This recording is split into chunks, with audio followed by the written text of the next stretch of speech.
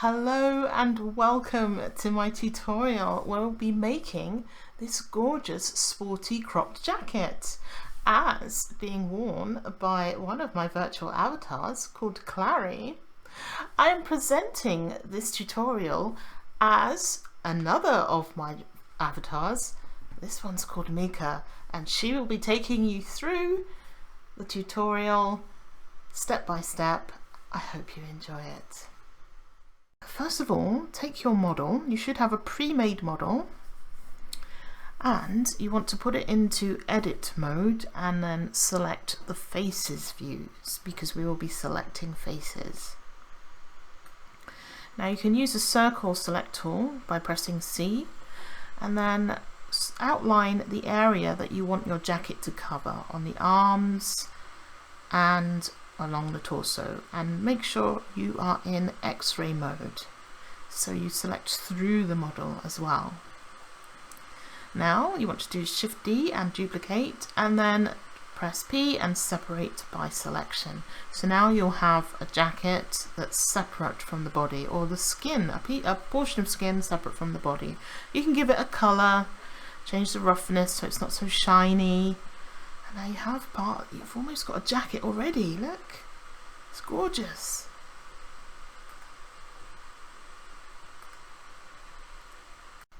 Put it in top view and then remove half of the vertices, one half of the jacket, and you can remove the lower vertices as well if it's too long. And you can remove part of the collar as well and then reshape it. Now we're going to remove all of the geometry around this area, so I want to select up to the poles, so not including the vertices that the pole is connected to. So I'm going to go one down and remove those. And now we want to follow I'm going to hide the back first of all, and now following the edge loops I'm going to use the knife tool. I'll first of all put a face within that space, otherwise the knife tool won't create new faces. Now following the edge flow, add new edges by connecting vertices in a horizontal and vertical manner like this, until it's all full. It's full up. There's a bit of space there, but we're going to go into sculpt mode now and use the smooth tool. So part of my screen is slightly cut off, so you can't see everything that I'm selecting, but this is the smooth tool that I'm using, and it evens out all of the geometry, so the front pretty much looks like the back. Now because there's some slight lighting issues with the normals, we're going to select the data properties, the object data properties, and click the normals here and auto smooth. And now all of that the normals lighting has gone. So now have a general look around at your model, make sure it's all looking as you wish it to. And now we're going to add a mirror modifier.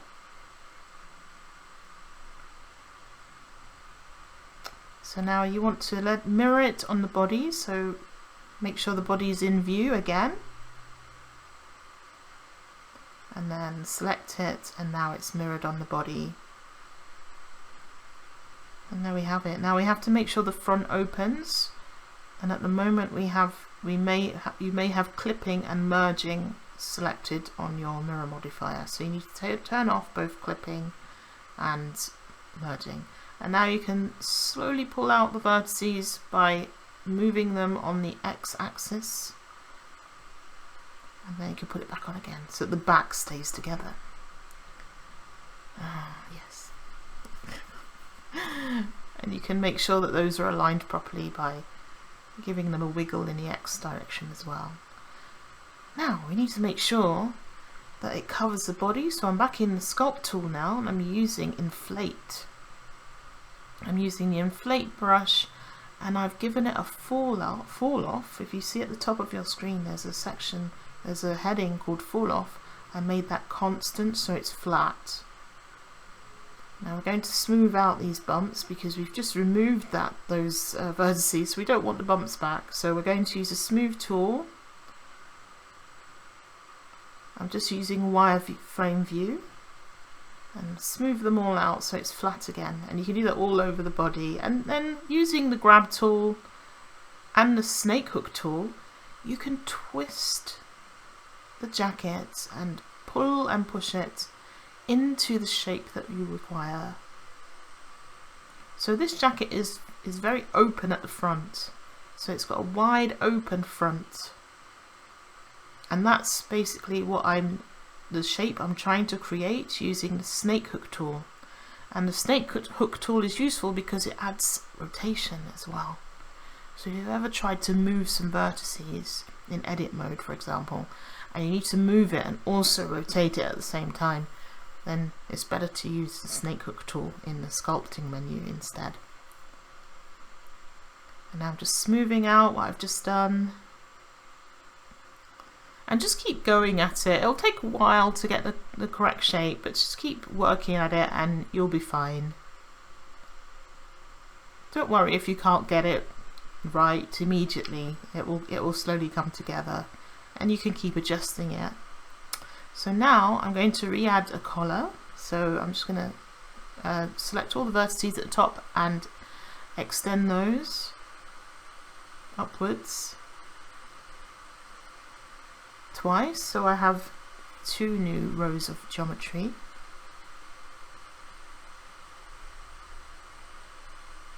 And I'm just going to shape the front of the collar now.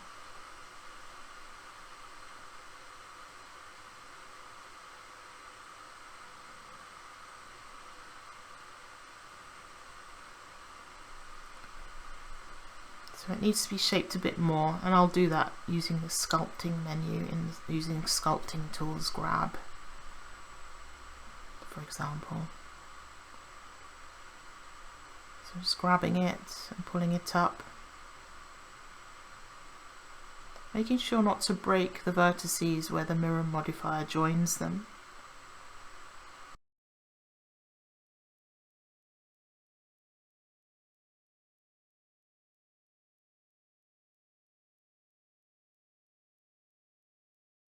And it extends the vertices at the bottom twice, so this will form the sort of elastic bit, the elastic fabric at the bottom of a sports jacket, of a normal sports jacket. And just scaling them inwards a bit, or sorry, outwards. This felt forms a puffy sort of padded part of the jacket, although this one isn't particularly padded. The sleeves are more padded than the actual torso area. Smooth down the back a bit, make sure it's all nice. So now I'm just going to straighten the edges at the bottom by scaling on the Z direction with a value of 0. So select everything and then press scale Z0 and it will straighten everything out. Just smoothing everything a bit more. So now I'm highlighting the areas that I want to colour in black and then assigning them to the colour black in the materials section. They become like a vertex group. So now it looks a bit more like a jacket. So I'm just removing some of the geometry that was on the arm. It was the geometry that allowed for the deformation of the arm, and I'm just now evening out some of these loops, having removed some bits of geometry.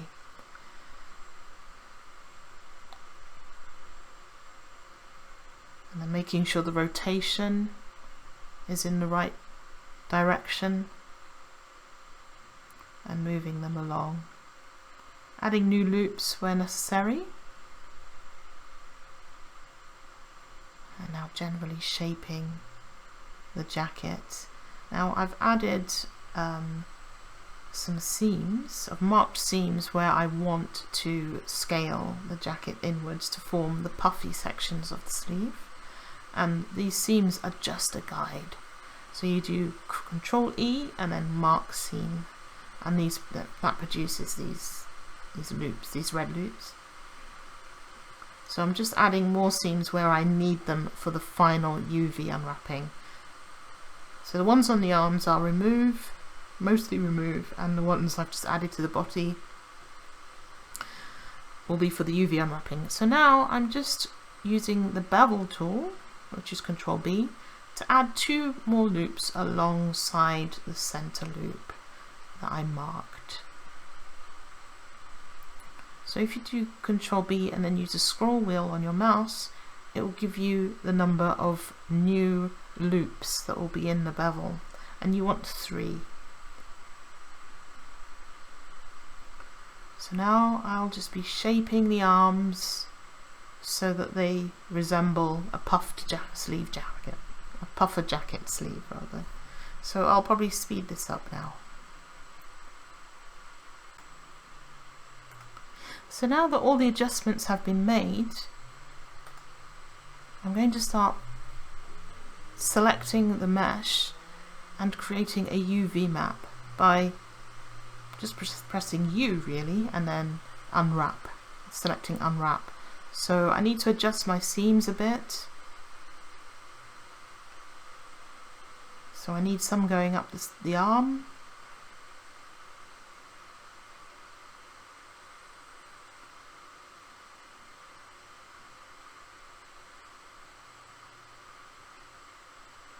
Some at the shoulder.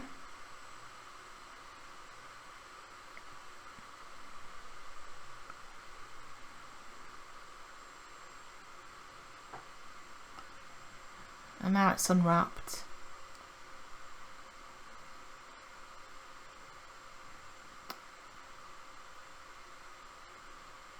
So now I'm going to even out the shape of these UV islands.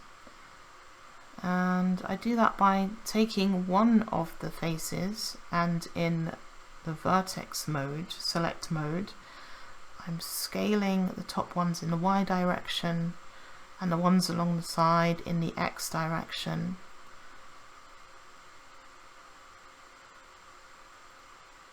By a value of 0, and then putting it into faces mode, and then right clicking and selecting follow. I think it says follow path or something like that. Let me just check.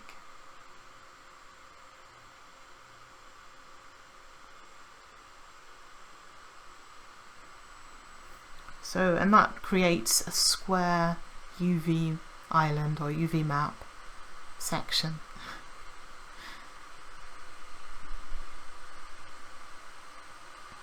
So I'm going to do that for I'm going to do that for the sleeves and the ribbing, the fabric that's ribbing, but not for the actual torso area.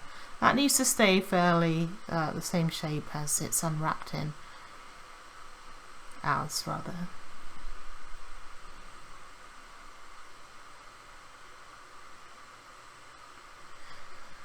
So now everything is nice and square.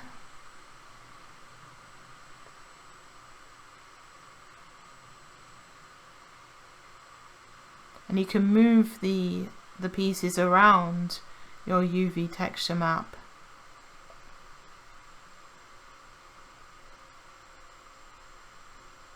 So that they sit nicely. And then you can start texture painting. So you can select your colors and your brushes, and then you can make a palette. Just making sure everything's lined up here.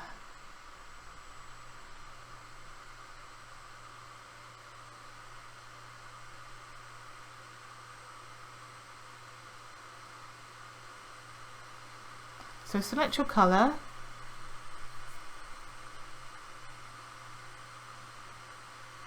And you can add it to your palette in the corner there, under the tools section on the right hand side. Now make sure the opacity is 100%. Your fall off can be constant. If you go into the fall off section at the top, make it constant, and make it the brush, the stroke type, make it space. And do that use the same color on the sleeves and the torso. And then you want to select a more greyish colour, a very dark grey, and colour the ribbing in that colour. Now we're going to add some shading and highlights so that the jacket, first of all I'm going to create a shader so it's an emission, and that allows us to see the shading properly without any lighting influencing it. So if you go into material view and set it to texture and flat. Now create a darker version of the colour that the main colour of the jacket, and add some shading along the bottom, around the arms, kind of in the armpit, and around the front edge as well. And on the sleeves, put some shading around in all of the creases that we created. Like that. You can either do that on the model itself or on the UV. You can work in either window. Around the collar, the neckline. Now I'm going to use, this is the smear tool, and you want to change the stroke to dots and give it a little bit of wiggle as well, and then you can sort of create this kind of smoothing effect or blending effect, and just go over the shading that you've added and blend it in. You can change the stroke to line if you like, and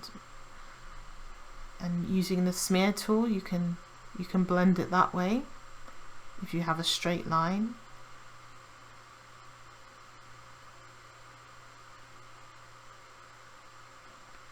I just decided to change the colour, so I'm covering everything up again.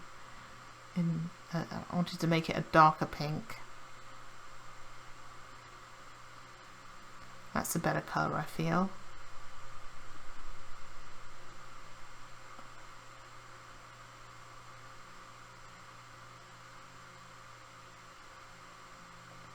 So once you've added your colour, select a darker version of it and put it in the sort of crevices on the arms.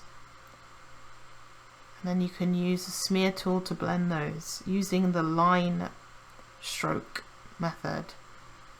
If you select line as your stroke, it's a little bit easier.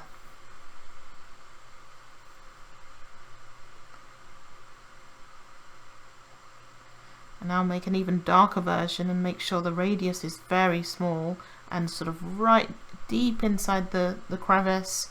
You want to make that a lot darker.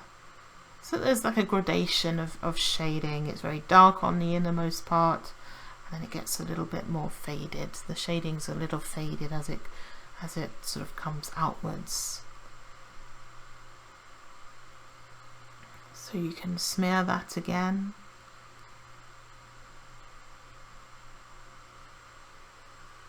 I'm using the line tool again with my smear tool, the line stroke method rather.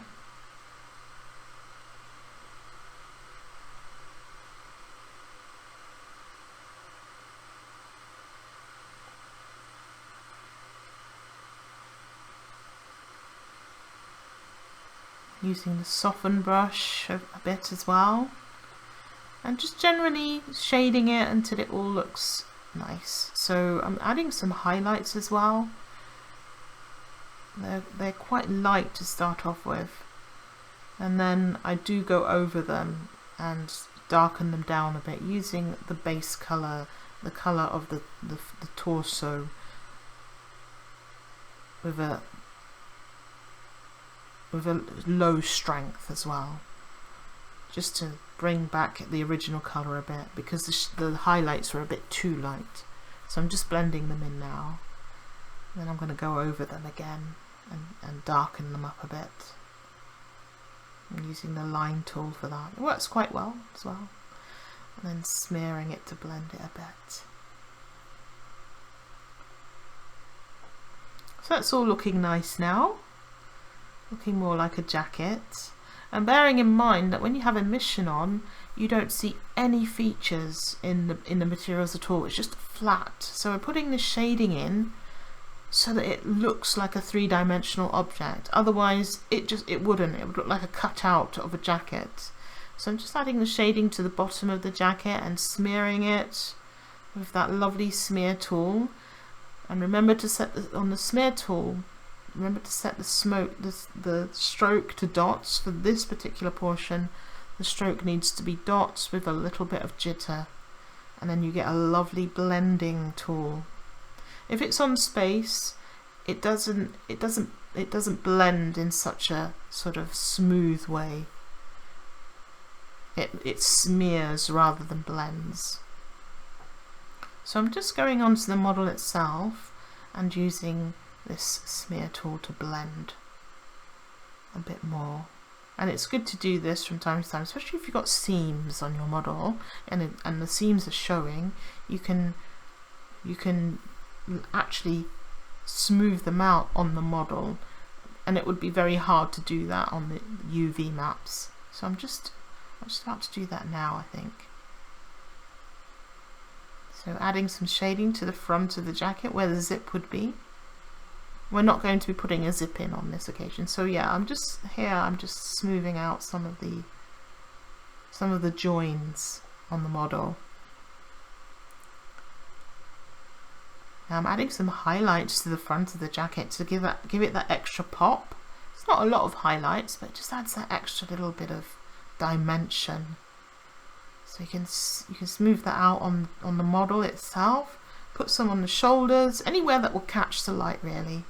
You can use a reference photo for this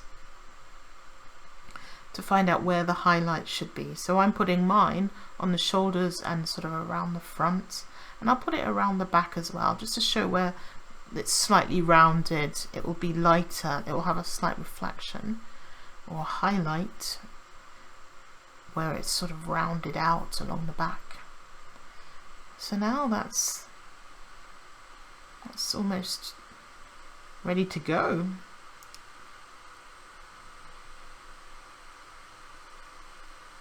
Just smoothing things out a little bit more. So texture painting in 3D space is so lovely. See, I'm smoothing out some of the seams there on the model, where the joins are, where the front and back join together. And look, this is our jacket. It's kind of done. Doesn't it look pretty? Pretty in pink. It's gorgeous. So remember to save your texture map. Oh, we've got to do the sleeves. We've got to do the ribbing rather. So this needs to be slightly dimensional as well. So I'm darkening up the edges all along the bottoms, and then along the front as well. So do that for the collar as well. So along the bottom and top edges, and then smoothing all of those out so they're nicely blended in. It looks so much better when you add a little bit of dimensional shading. It's very simple shading, but it works so well. You can add some different textures here, some sort of actual ribbing. If you have that as a texture, you can add that. That would be for another tutorial though, to go over how that would be added. You basically need another program and use transparencies and that sort of thing, but it's all doable. So I'm just blending this out now so that it looks nicely dimensional and smooth. And I love smooth shading. I'm a real sucker for smooth shading. And it's not always required. Sometimes you do need hard edge shading, but I just love smooth shading. Whoops, so make sure you don't do too much on the model, because if you go over two different coloured areas it will smear. Anyway, so that is now done. Thank you for watching my tutorial. And stay tuned for more to come in the future, where I'll also be introducing you to a few more of my avatars and presenting the tutorials through them. So I hope to see you again soon, and I really hope you have a go at making the jacket, and I'd love to see what you've made as well. Feel free to post a link in the comments. Okay, take care. Bye bye.